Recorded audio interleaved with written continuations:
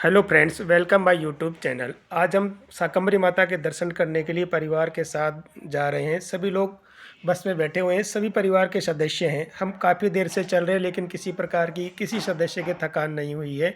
अब देखिए, थोड़ी ही देर में हमें गेट नज़र आ रहा है। ये गेट नज़र भी आ गया है। हम अंदर प्रवेश कर रहे हैं।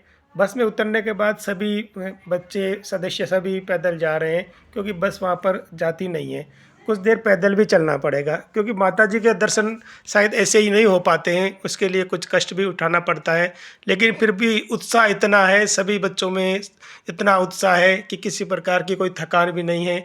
अब ये इनका गेट है जिसमें हम प्रवेश कर रहे हैं। यहाँ पर सभी को चप्पल जूते उतारने पड़ेंगे। उतारने के बाद ही हम किसी मंदिर में प्रवेश कर पाते हैं। कुछ लोग फ़ोटो क्लिक करवा रहे हैं यहाँ पे। ये हमने माता जी की चुनरी और प्रसाद लिया है भोग लगाने के लिए। हम परिक्रमा कर रहे हैं। अंदर पर भोग लगाने के लिए हम मंदिर में पहुंच चुके हैं। ये हमारी कुलदेवी है, और कुलदेवी जी के तो हर मनुष्य को जाना ही चाहिए। सभी लोगों की कुलदेवी होती है, लेकिन कुछ लोगों को पता नहीं होता, कुछ लोगों को पता होता है। हमें सबको ये जानकारी होनी चाहिए कि हर सबकी कुलदेवी होती है। उसके दर्शन के लिए हमें जाना भी चाहिए। ये परिक्रमा अभी पूरी नहीं हुई है, परिक्रमा लगा रहे हैं।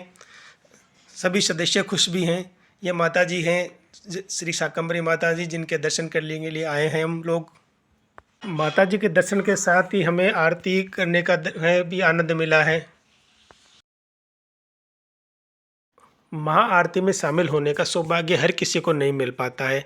अब लोग हम सब ने यहाँ पर अच्छे से दर्शन किया। खाना भी यहीं पर हमें मिला। 24 घंटे यहाँ भंडारा चलता रहता है।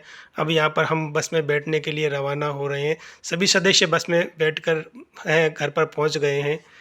और इतना आनंद शायद हमें आज से पहले कहीं नहीं मिला होगा। परिवार के सदस्य जब साथ रहते हैं तो आनंद ही कुछ और होता है। ये यात्रा हमने सुबह 8 बजे प्रारंभ कर दी थी, और लगभग हमको 7 से 8 घंटे यहाँ पर लग चुके हैं। परिवार के सभी सदस्य अगले ट्रिप के बारे में सोच रहे हैं। सभी इतने खुश हैं कि उन्हें लगता है कि ये ऐसा ट्रिप बार बार होना चाहिए।